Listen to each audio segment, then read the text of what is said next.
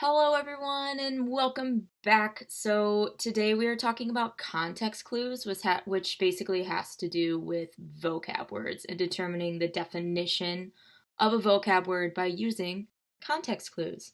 So, this is actually something that we've talked about quite a bit in my classes. And also, I'm pretty sure if you had Codespotty, you also talked about context clues. So, again, this is when you are kind of trying to determine the definition of a word by using its surrounding sentences, and we're going to talk about that right now. So, again, when it comes to taking notes, if you want to take notes, I will circle what you should be writing down, just so it'll help you throughout the rest of the lesson and in the Google form that you will be taking later, just because today's is actually a little bit more difficult than usual. And I don't necessarily mean the questions are more difficult. I just mean that the skill might be a little bit more difficult because trying to determine the definition of a word by using context clues is not easy. It's not an easy skill. You're going to struggle, and that's okay. That's what you're supposed to do. Um, but that's just what I mean by why it's a little bit more difficult. And I did give you guys an article that's a little bit longer and it uses bigger words. It doesn't mean that you can't understand it, especially if I'm reading it to you and if you actually follow along with the videos that I post where I'm reading them to you. So it's nothing you can't do. It just might take like a little bit more extra brain power. Not a lot, not too much, just like a tiny bit. All right, so on to context clues. So I would write down this definition right here for context clues, just so you know what they are. All right, so I would write context clues and then write this sentence here. So hints that the author gives to help define a difficult or unusual word. Okay, so while you're writing that down or just like taking that in, I'm going to go over why it's important. You don't have to put this down if you are taking notes. Okay, so why is it important to use context clues to define difficult or unusual words? Wonderful question. Well, one, have you ever heard of the saying, read the room? If you have not, basically what it means is, let's say you're at a funeral, right? When you're in the funeral, everyone's kind of sad. No one's really making jokes, right? Because you're all there, you're all having a tough time, right? And let's say someone just barges in and starts cracking jokes. They start talking really, really loudly. They start making like really inappropriate jokes, right? And someone goes up to them and they're like, hey, buddy, read the room. Basically, what they're saying is, hey, buddy, take in your context, look at what everyone else is doing, look at how everyone else is acting, and maybe act accordingly because how you are acting right now is not appropriate, right? So that's kind of what it means by read the room, right? Or like in school when you're in class, right? And everyone's sitting there writing their notes or reading their books in the beginning of class for independent reading, and you're sitting there listening to music. Maybe your teacher will come up to you and be like, hey, dude, read the room. Or what do you think you're supposed to be doing right now?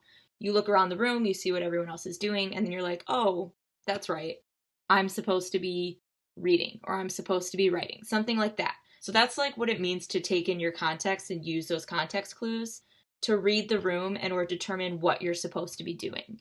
So it's very similar with vocab words, actually, right? You're taking in the context of the paragraph or the sentence that it's in, and you're determining what the word means. You're using those clues.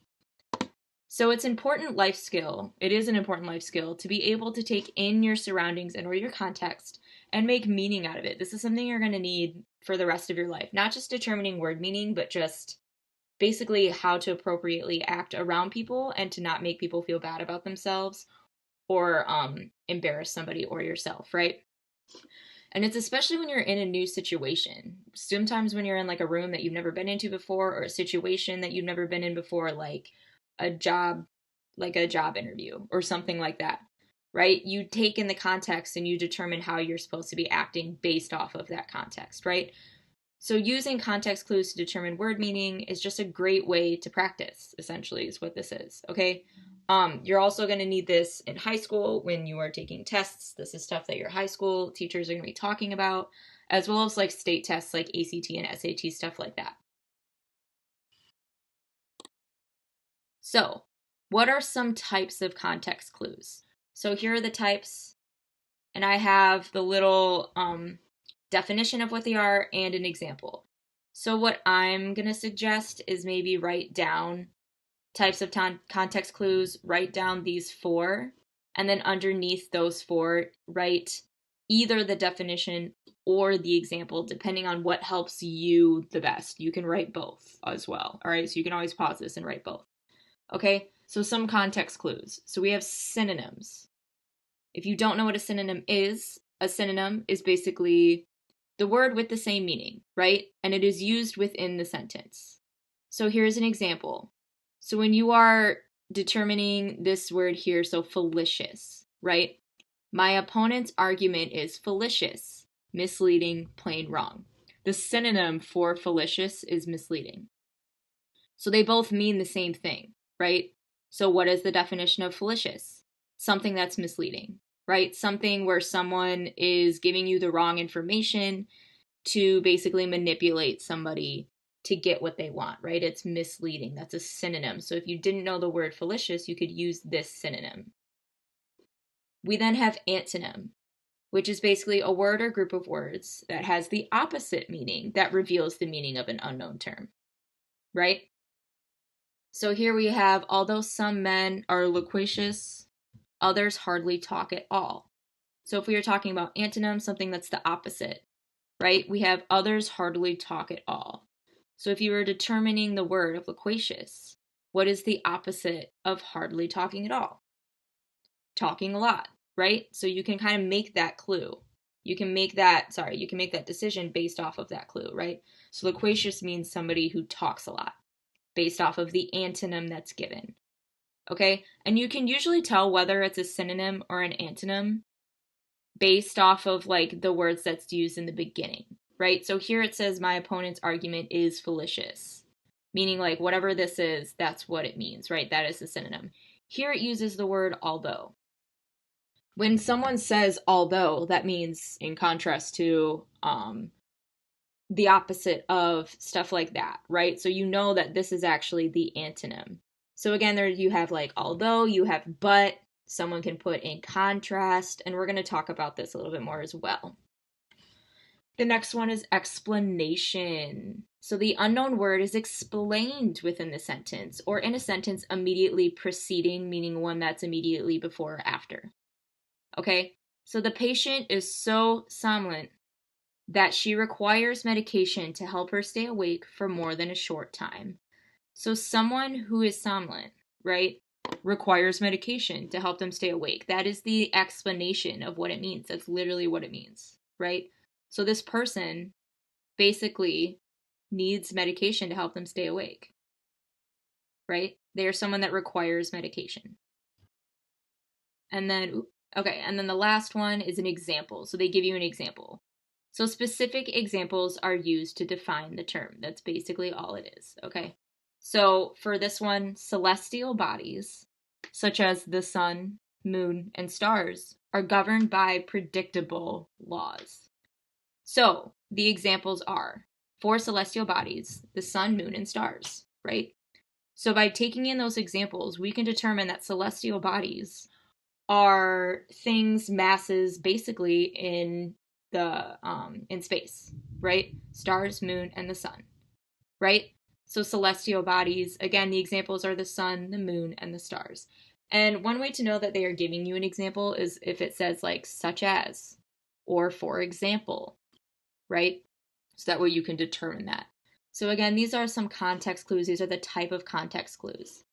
So now we're going to have practice with 4 different words. And here we go. Okay, so first of all, up here, we're going to determine the type of context clue that is given. That's the first thing we're going to do. And then we're going to determine the definition.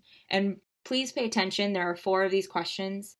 And then 2 of these are 2 of the questions that are below that you have to get right to move on to the second part. Okay, so for this one, the girl who used to be very vociferous doesn't talk anymore. So, is this a synonym, an antonym, explanation, or an example? And right now I'm going to say focus on the words used to be, right? If someone used to be something, that means they are no longer that thing, right? So that helps you determine that they are going to use an antonym, right? Because they used to be that thing.